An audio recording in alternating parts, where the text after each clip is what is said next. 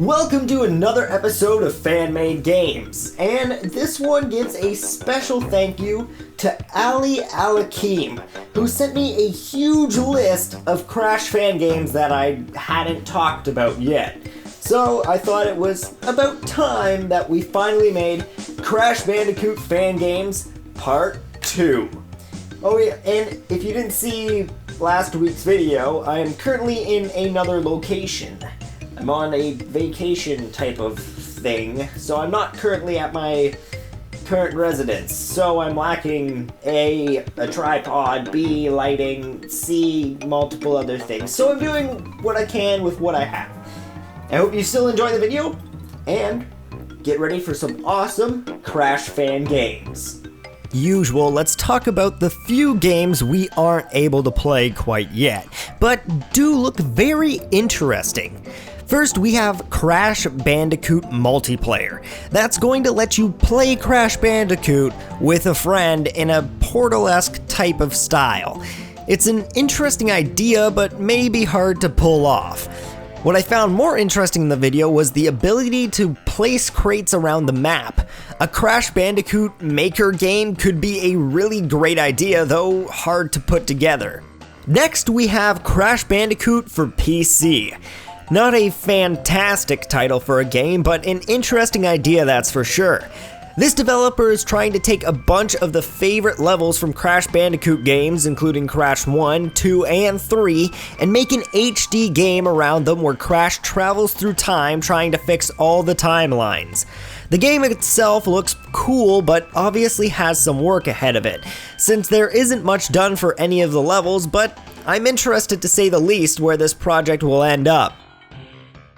A lot of people also keep asking me about Crash Bandicoot Mayhem, which I was actually really excited to play because out of all the games I looked at, it probably looked the best, or at least close to it.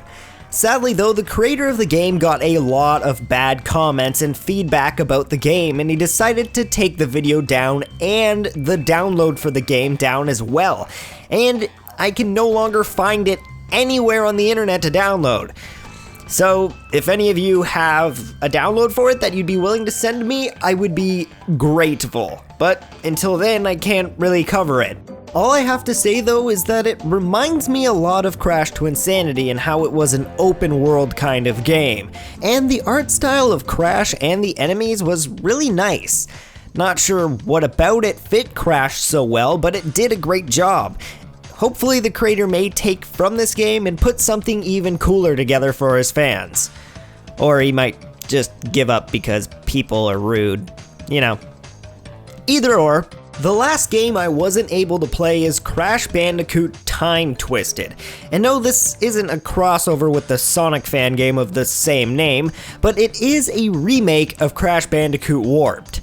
Not sure if Warped would have been the game I would remake, but it was an interesting idea, and we can see from the gameplay that the creator has put a decent amount of effort into these levels, and I wish him the best of luck in everything he does because this would be a fantastic game to play, alongside the already announced HD remake of Crash Bandicoot 1, 2, and 3.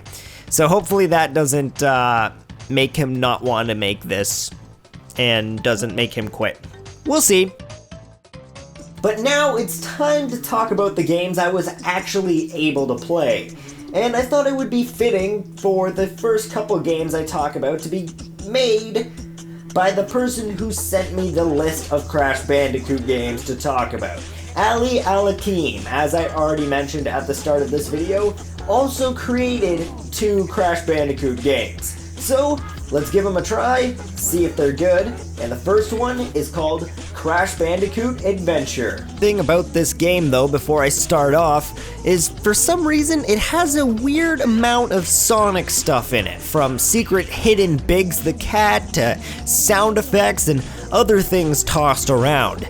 The game itself is cool though, taking from levels in the other games. The issue though is that the controls aren't quite spot on, so making the difficult jumps can be challenging, especially when it comes to making the jumps on the bridge level. He also added a level from Sonic Lost World as a playable level for Crash. It's a cool idea, but I think it would have been cooler if Crash could walk around loops or circle around the planet like Sonic could in the actual game. The second game he created was called Crash Underwater, which is pretty much what it sounds like, a Crash game based only on being underwater. But don't worry, it's not like the other games where you ride in a sub or anything else stupid like that. You're just inside a pipe underwater, kinda like a weird underwater lab kinda deal. And just like Adventure though, there is a weird amount of Sonic characters around and Sonic sound effects. I'm just assuming these were used from a previous game he created to make it easier for him. Overall though, I think this would make for a really cool world inside a real Crash game. Like, you know, there's the medieval level, the beach level, well this should be a level, and implement the stuff he has in here, like water breaking into the dome and chasing you, falling through water into a different and lower area of the map, though I think when this happens, the fish should change and the water should get darker and creepier. And the idea of having to leave the pipe to walk in the water is also super awesome. I would love to see these ideas implemented into a real Crash Bandicoot game. Next we have Unfair Crash, which is just what it sounds like. It's pretty much I Wanna Be the Bossy, but for Crash Bandicoot, and it is really hard and calls for a lot of on-point jumps and a lot of dying to unfair, stupid stuff. I was kinda into it though until I got past the first segment, then entered the second area and died right away, and then had to restart from the beginning, yay! I gave it a few more goes, but I could never figure out how to get past the starting point and I just always fell through the ground, so I quickly got upset and quickly shut off the game. And here we have another game called Crash for PC, which again is basically what it sounds like, Crash Bandicoot on PC. And sadly, this one's crap. Like, probably the worst Crash game that I've ever played. Well, second worst. I actually had to skip some of the levels because they just were not beatable, with some obstacles being super hard to pass and having to jump past it with frame perfect skills. One thing about this game I could say that is good though is it's not as bad as Crash Bandicoot Crystal's Power. You heard me right. First off, they spelled Crystal's Power wrong, but from what I can tell it's like a Mexican Crash game that was translated to English. But as you may be wondering why I thought this game was so bad, well, let's just say it has tripping. I'm not sure why, but randomly when I would try to jump, Crash would just sometimes trip. And you know, when your game revolves around jumping and platforming, if the jumping part doesn't work well, then the game's going to be bad. Never mind the fact that the bosses are boring since you're just jumping on boxes till you get to the boss, then they take damage. And then you do that 2 more times and the boss dies. I still can't get over the fact though that there's tripping in a game revolving around jumping and platforming. Whatever. Let's talk about the last fan game and my favorite of them all on this list. Crash Nitro is a project to remake Crash Bash in HD with new characters and online multiplayer. As someone who loves Crash Bash, this is an awesome idea to me and is actually turning out really well so far. It only has 2 minigames, being the one where you throw crates at each other and the air hockey kind of one where you block balls from going into your post. They also included unlockable costumes for each character that you can get from beating certain events, different maps for each game type so they don't get boring, and even relics and other quests to keep you busy if you want to 100% the game. This is a game I'm super excited for, not because it's something I'm interested in, but because it also plays really well and adds something new to an old game rather than just trying to improve it with some kind of HD remake. They're actually adding some really good things to this game. Now, I would just love to see them improve the boss fights a little bit and then we would be golden. Like crispy, perfect marshmallow over a roasted fire kind of golden. And that is it.